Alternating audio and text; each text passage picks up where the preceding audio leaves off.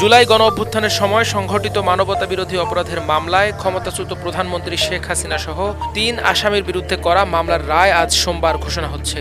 বহুল প্রত্যাশিত হাসিনার গণহত্যার রায়ে অপেক্ষায় রয়েছে গোটা জাতি। তবে রায় ঘোষণার আগে ভারতীয় নম্বর থেকে প্রসিকিউশন টিমের সদস্যদের হুমকি দেওয়া হচ্ছে। গতকাল রাত থেকে চিফ প্রসিকিউটর সহ টিমের সব সদস্যকে হুমকি দেওয়া হয়।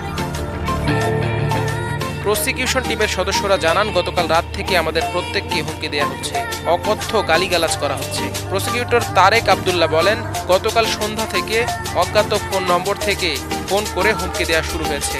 আজকেও বেশ কিছু ফোন পেয়েছি। অধিকাংশ ফোন কল ভারতের কান্ট্রি কোড ব্যবহার করে করা হয়েছে।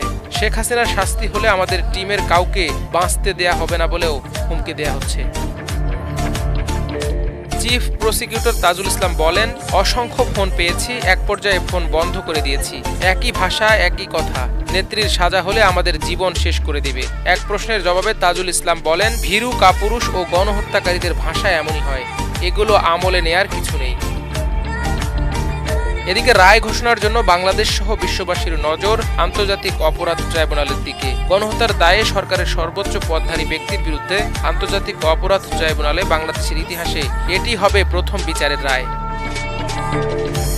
আন্তর্জাতিক অপরাধ ট্রাইব্যুনাল ১-এর বিচারক বিচারপতি মোহাম্মদ গোলাম মর্তুজা মজুমদারের নেতৃত্বাধীন ৩ সদস্যের ট্রাইব্যুনাল রায় ঘোষণা করবে। এ ট্রাইব্যুনালের অপর সদস্যরা হলেন বিচারপতি মোহাম্মদ শফিউল আলম মাহমুদ এবং অবসরপ্রাপ্ত জেলা ও দায়রা জজ মোহাম্মদ মহিতুল হক এনাম চৌধুরী। রেজিস্ট্রার অফিস জানিয়েছে, আজ ট্রাইব্যুনাল ১ সকাল ১১টায় বসবে।